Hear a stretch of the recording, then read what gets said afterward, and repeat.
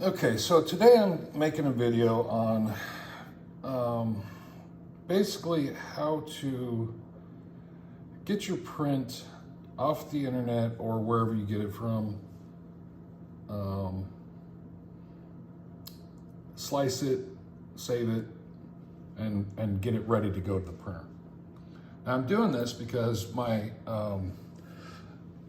the young lady that takes care of cuts my hair and takes care of my beard, braids and all that stuff, she's got a young son who just got into, well, not into, but he just got a 3D printer.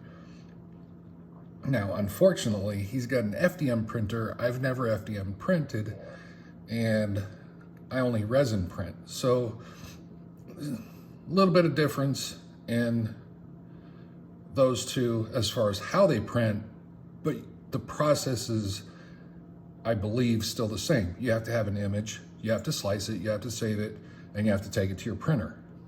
How that process is done is where the difference begins. How you do your cleanup afterwards is a different process as well. But this first part is basically the same, I believe. Now, I am videoing this on my iPad pointed at my computer screen because, as you can tell, right here, my computer, these are grayed out. I can't record what's going on, what I'm doing, so literally I have to figure something else out. But anyway, that being said, here's what I end up doing, all right? Now, I've already done the first steps of this so you don't have to watch me sitting here downloading stuff. So I wanna download this image right here or this one, all right? I've already downloaded these two. So once and this is a subscription from Loot Studios, which there's their website right there. If you want to go check out Loot Studios, all their models are phenomenal. These are some of the best models for fantasy that I've ever seen. Darkfire Designs is another one. I absolutely love theirs. Here's their website. I've already downloaded these ones as well. So let's go back to here though. Now, I can choose which one I want to download. 32 millimeter is always too small for me, so I always choose the larger pieces, and then I click download. It'll show up here that it's downloading. Once it's downloaded, I will minimize this and drag it to my desktop. So the Griffin Rider is right here, down here, right there. Once I get it on my desktop, I will open up my slicer, which if you look here, I've got Lychee and Cheetahbox. I always use Cheetahbox. Now for an FDM printer, I believe Prusa Slicer, but I'm not sure what the good ones are for FDM printing. If anybody knows what the good slicers are, toss something in the comments for me, because I don't know what slicers there are the good ones or not. But anyway, now once I get to here, this is the basic screen where you get started. I've already got all my profiles set up in here. If you're just starting out with a slicer and you have not put in your this stuff right here, I can't remember, I'm having a mind blank, but I have all of these. So my Anycubic Photon Mono X, my Elegoo Saturn II, I've got this one, which I've never had. I had this one when I first started and I never took it out. And then I've got my Elegoo Jupiter. So the settings to whichever printer you're printing to, you have to have that highlighted in order to print to it. So like if I go to my Elegoo Saturn II, it'll change all this information, and the build of the size of the build plate is much smaller, as you can see here. And then you could just see it just popped out right out of the corner. Build plate's that much bigger on a Jupiter versus a Saturn. So whatever printer you're using, make sure that printer settings you're using. Now, once I get all that done, I want to find Griffin Rider mount. Okay, now I'm not going to do all of these pieces right now. I'll do just the base. So once I get in here, this is a pre-supported piece. Now there's a difference between pre-supported and unsupported. Unsupported pieces don't have all the supports in there, it's just the piece. Okay, I choose to print pre-supported parts because it's so much easier. And you can go in here and do your own. See, like right now, it just added a raft to this piece. And you can, there's no reason to, but you can do auto support. It's pointless to do that. But you can see here, it's now added a raft to this piece, and the piece is actually sitting way up above it, waiting for support. So you can see that little green line right there. So if this was a piece without supports, you could click all, and it'll put supports in there for you. So we want to remove all that and go back over here, puts it back on the build plate. Okay, so now once I've gotten whatever I want on my build plate, usually I would fill this build plate. I'm not going to print this piece specifically, not yet at least, because what I will end up doing is fill this build plate up. I never put just one piece. I'll manipulate it. I just lifted that, didn't I? Yes, I did. So I will end up moving this around however I need to, so that way I have a bunch of space. Come here. Why is that pulling over so slowly? There we go. So now I can put that piece there, and then I can come back in here and just keep on trucking with all my parts and pieces until I get this completely, dadgummit. Make sure you don't have select on.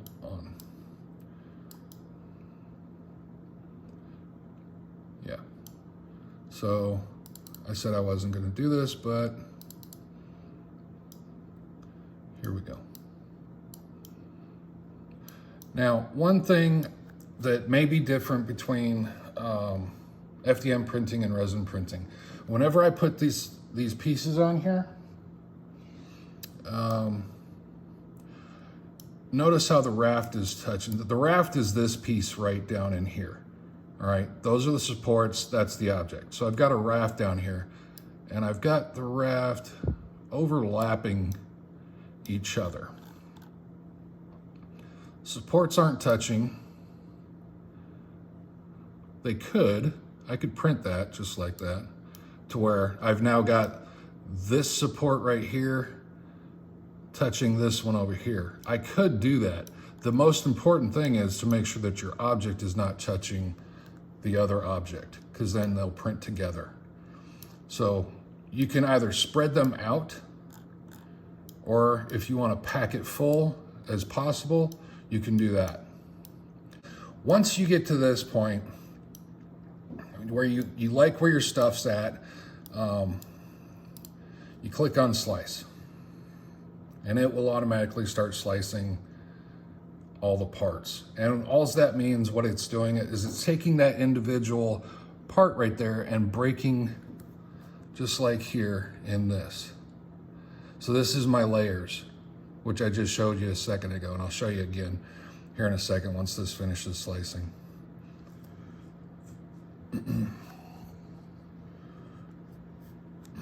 So once it finishes slicing, there's 2,351 slices.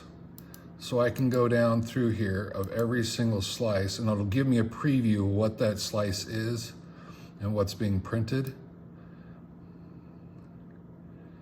So there it is, broken down. And there's all the images right there. These are all the things for each slice. Every single slice that's in here takes 2.5 seconds to print.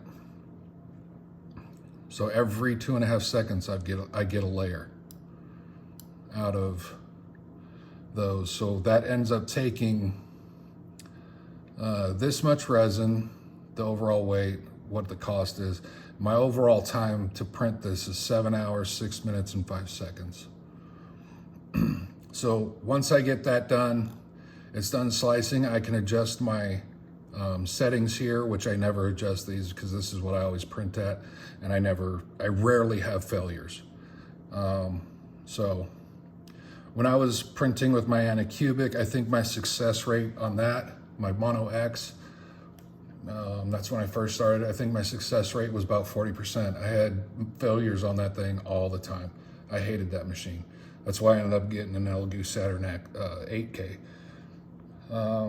Once I got that one, I think my success rate jumped to about 80 to 90%. My Jupiter, I'm probably up in the 90 percentile. Most of the things that fail on my Jupiter is because something other than a printer. I run out of resin because I don't use the auto drip resin support or mechanic. I can put a container of resin in the back and it'll drip resin into the vat, which keeps it full if I'm printing. But the vat holds 1.5 bottles of resin. I don't print anything hardly ever that takes the entire vat. So I just keep an eye on my stuff whenever I'm printing. So anyway, now once I get to this point, I'll click save. Saving takes the longest. Once it's saved, it'll ask me where I want to put it, which this screen will pop up, and then I can pick my thumb drive. These are the things that are on my thumb drive right now. I just did the Mimic Outhouse, which I didn't show this out. I could either print this without it or with it. I have a thing for Mimics. So yeah, this is definitely, I printed this, I just finished the process of this one. So this one's ready to go to the printer. But anyway, and I'll end up printing that. So I've got 2 different files. I couldn't get all the pieces on there at once. So here's some of the other things that I have on my, I have a life-size axe from, I can't remember. Anyway, I've got an entire witchamajig for that. Some clear resin stands that I need to print. There's some other Mimics right there that I've got to print because I'm going to end up doing the very first thing I ever printed were these Mimics. And now 2.5 years later, I'm going to reprint those and repaint those to see if my painting skills have gotten any better, or if I'm actually doing any better. You know, it's anyway, off subject. So anyway, once I get it to here and I've got everything done as far as that, now I can pull my thumb drive.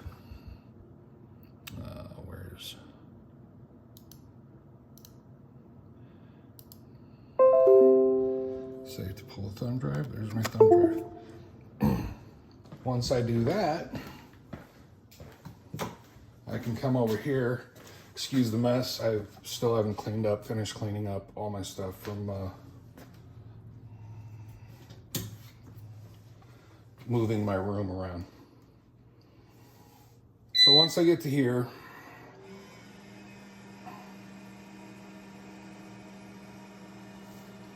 I haven't cleaned up my last, I need to clean my, yeah. There's a print failure right there. Oh, I don't hardly ever have print failures. The reason why this is a print failure, because this piece is originally about this big. I did this. So this is a me failure, not the printer. Because this is a piece that I've scaled up, auto-supported, did my own supports, all this other stuff, and it just wouldn't, it's not working because I'm not doing the supports correctly. So again, that's not a printer failure, that's a me failure. Hurry up and stop making that horrible sound. That's that thing back there. So anyway, once we get over here to our printer, we'll load in our thumb drive, and then we can come over here. Now, obviously, I can't do any of this stuff, but there's all of my stuff that I have loaded on this thumb drive, and it's all ready to print. So basically, obviously, I can't print any of it right now. And I don't have that much on there. But everything is ready to go. Once I choose which file I want to do, like if I want to do these mimics. Sorry. I would just simply press that button right there and it'll start printing. And then once it's done printing, I can clean up and do my cleanup process and all that other stuff. So first off, I need to clean this nonsense out of here. I think I have to clean that one as well because my build plate's awfully low for some reason. I haven't printed since June. It's now September 1st. This is the first time I've turned my machine on since June. And primarily because I've been cleaning out my room and rearranging everything, which I still have some of my stuff in my... I haven't finished cleaning out this area either, so... What are you doing in there? You're not on display. You don't go in there. Thank you. So anyway, that's the process. That's the steps it goes through. I will probably get everything cleaned up, ready to print those, and then show the rest of it afterwards. So I'll be back later on. Okay, so I've cleaned up my space because it was a little embarrassing. And anybody who resin prints, just save the comments about not doing what I've done. I have severe memory issues. I forgot that I didn't clean my vats. I know you're not supposed to do that. And I'm going to try this. I'm probably going to have to empty the vat and clean everything out, but I'm going to start this print. So what I was trying to show earlier, start print. I'm going to do these right here. Actually, no, I'm not. Where's this one? Because this one has both of those, so I can get those two and a whole bunch of other stuff. So I doubt this is going to print though, because this resin, I didn't switch out the resin, I just mixed it in the vat. As you can still see back in that corner back there, it's still separated. So I'm going to test it to see if it will print. And start print now in 7 hours and 45 minutes, I think it was. It's been a couple hours since I sliced this because I've been cleaning and doing everything else. It's going to take a minute for the vat to, or the build plate to get down to the vat. It's kind of slow when it starts. Okay, the build plate's finally gotten down to... It's one of the things I hate about this printer, this stupid beep. It's gonna, there it goes again. So now it's gonna start printing, and let's see here, we've got 7 hours and 39 minutes in the bottom left corner down there. So, like I said, I don't know if this is gonna end up printing or not, but we'll find out, and probably 2 to 3 hours I'll know if something's printing or not, and then I'll know if I gotta completely go back to square one. Although I just heard the release, so maybe it is printing. I don't know. We'll find out. I'll be back. Okay, it's now Monday, it's Labor Day, Monday, September 2nd, 2024. And it's about 10 a.m. I'm just now finishing my morning routine of things I've done. As you can see on the little display right there, the print is finished. And I can see inside there, it's kind of dark from this angle. We'll see if we have objects. We do have objects. There are objects in there. So it printed. Everything printed, looks like.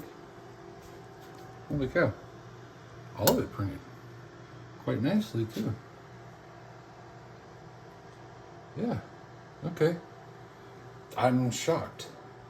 The last time I left resin in a vat for about a month, it wouldn't print. This one went 3 months and it printed. Interesting. So all I ended up doing was mixing the resin up in the vat with my hand. I did a tank clean to make sure nothing was on the FEP. Last night before I went to bed, because I think around 10 o'clock at night last night, there was still, I want to say, 5 to 6 hours left of printing when I went to bed, so I added a little bit of new resin to it. But considering all of that printed very, very nicely, I'm pretty happy with that. So, okay, so the next process, once we're done with the print, this is specifically for resin printing. Everything from here on out is specific to resin printers. It sucks having big old meaty hands because I break gloves on a regular.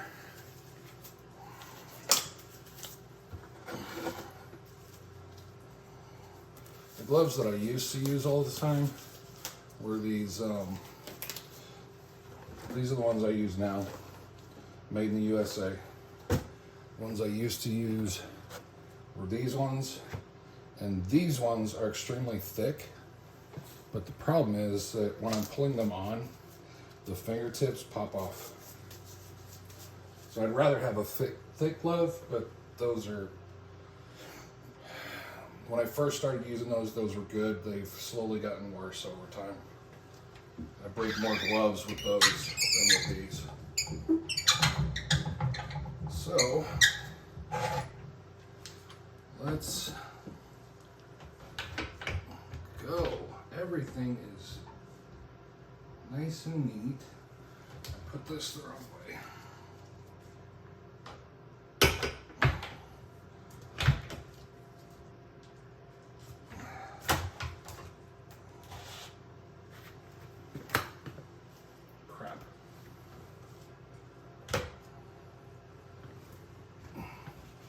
So anyway, my process is simple.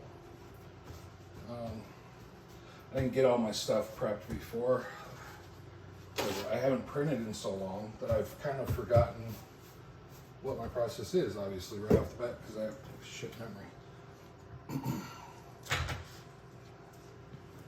So basically, I print specifically everything with a flex plate, because of that right there. How easy everything comes off. That's the easiest way to print, in my opinion.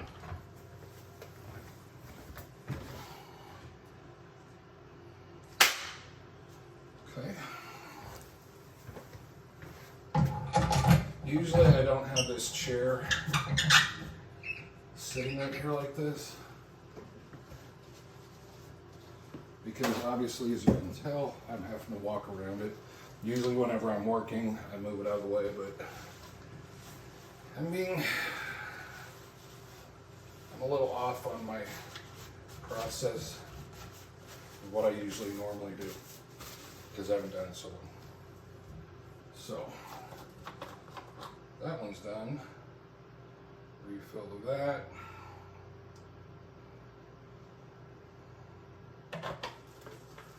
And we'll get the next part of this up and running, and then we'll clean up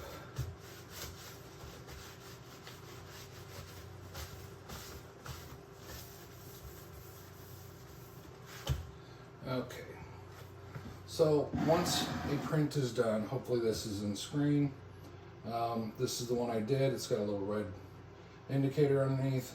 Once it's done, I get it off the thumb drive, and then I can start the next half of this print. And now I'm free to clean up all of this.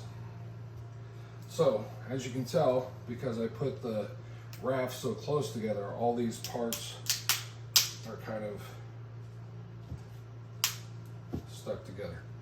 And basically, before I do anything,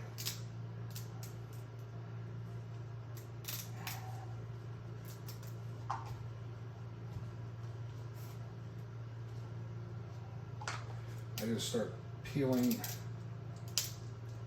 the supports off. I hope this is in the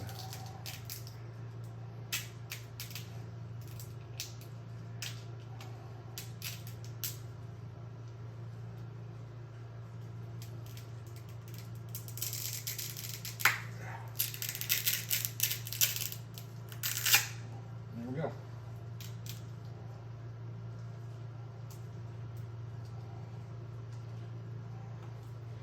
Now this one comes off a little difficult, the support, the base of this one, because the holes, I don't know if these are in, the drain holes, the supports that hold the interior, all the interior grid comes through the drain holes and attaches to the base. Whenever that happens, it's harder to get, because these two here, these actually run up inside the model. Now there's still a bunch of stuff on the inside of his mouth. I'll be able to get those after I cure this. They're small enough. They'll be easy to do after cleaning and curing. Okay, all my parts have the supports removed. And I'll take these supports here. I'll be right back because I'm going to put these outside in the sunlight.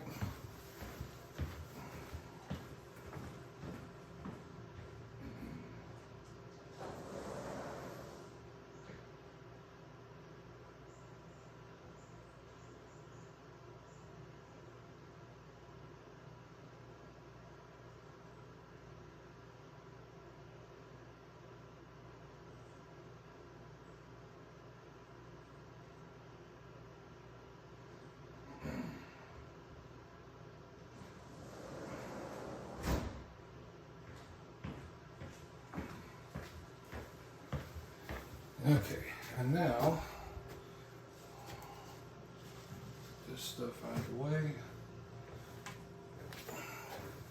I need to change my IPA.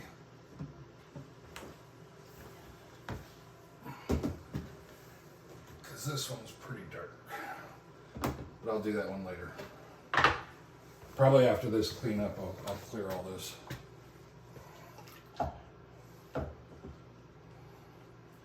This piece printed solid. That sucker's heavy. All these solid. Oh, this one's thinner than those, and it's got drain holes. That's interesting. Tongue is solid. No, it's not. There's a drain hole right there. This has drain holes in it.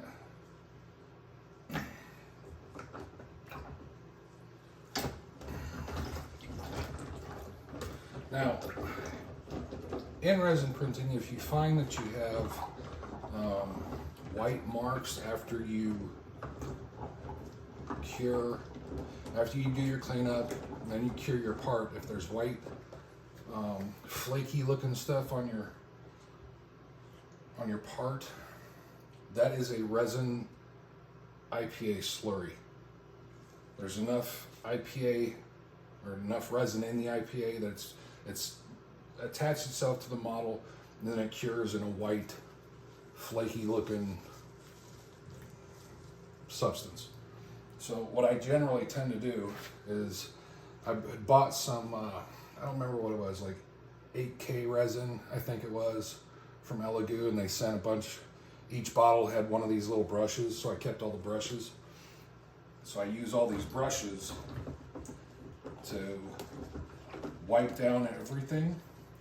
Do I need to do this? Not all the time. Do I always do it? Not all the time, depends on the part. Flat parts like this tend to come out nice and neat. Wherever the drain holes are, definitely need to hit those with something.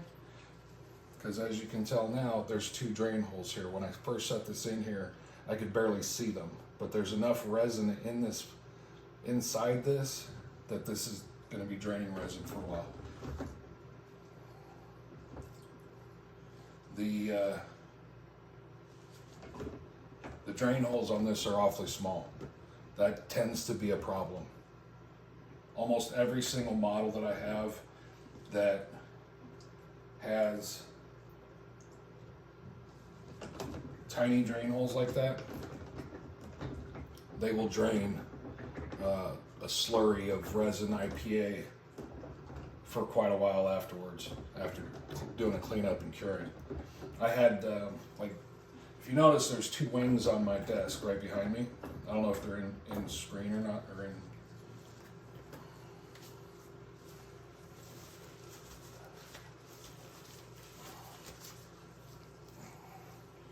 So these here I printed, I don't remember when I printed these, but the drain hole on this, notice how they're right next to each other?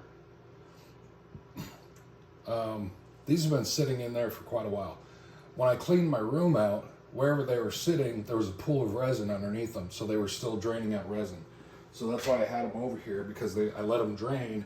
I've cleaned them again. They've now dried, and I need to make sure they're done draining. According to people, I've never had this happen, and I have had multiple pieces in there in my room that are painted and finished that are still draining. The Demon, I don't know which one it is. It's a tall one. It's red. It's got a flaming thing on it. That thing still drains to this day. I think I finally got it to stop draining. I did that one 3 years ago. And according to everybody online, if you seal a model that has resin in it, it will explode because it'll build up the gases and blah, blah, blah, and all that stuff. I think I cleaned that one out enough that it's really not degassing enough, or because it was draining, I don't know, it's never blown up. Does that mean it won't? I don't know. It might. The whole point of that is try to get your parts as clean as possible. And that's one of the reasons why I kind of like my process, because I will clean parts, let them sit for 24 hours before I cure them, and then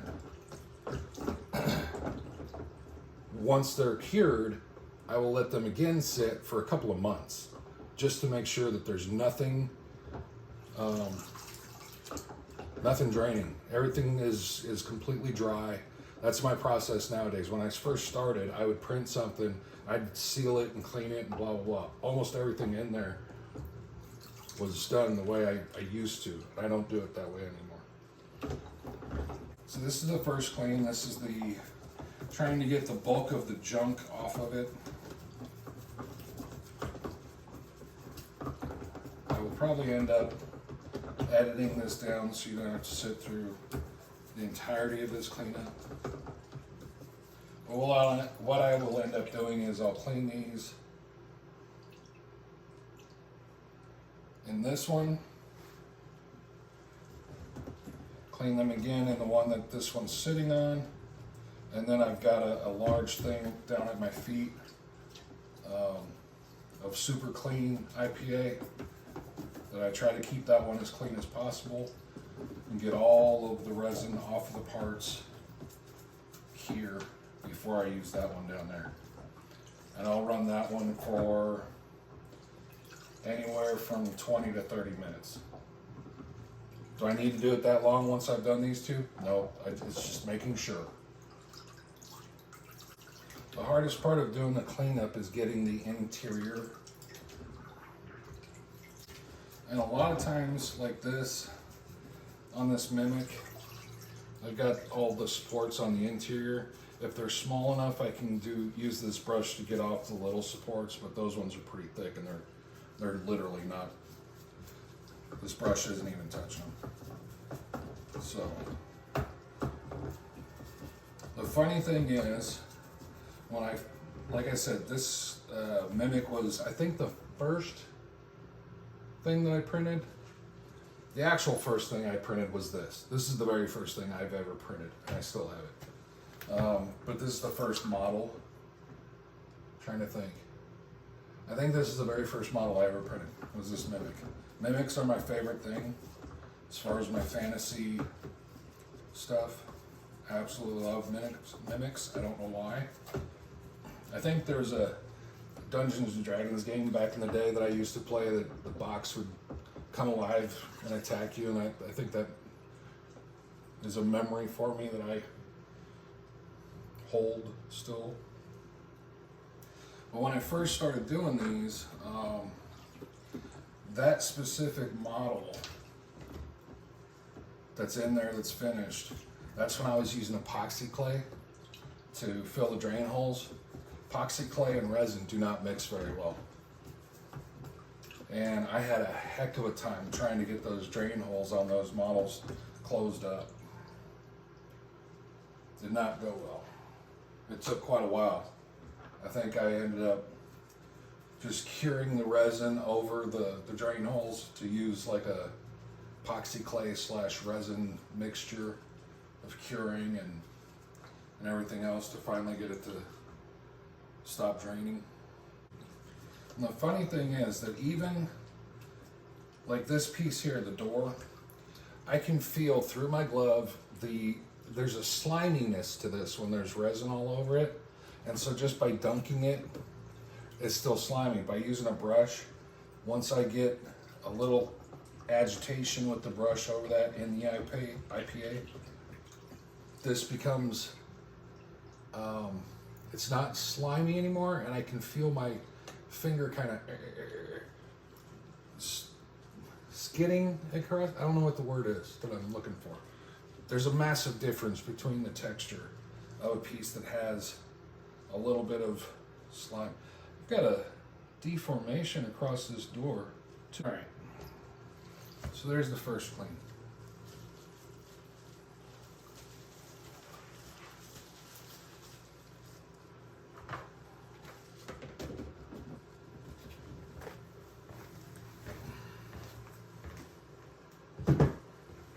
Now I'll do all this all over again.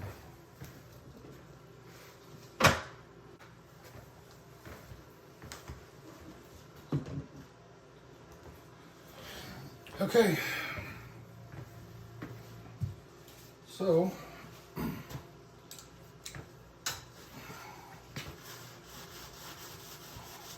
the last thing I do is clean up any splatter. Try to keep my space as clean as possible, which is very difficult to do with resin.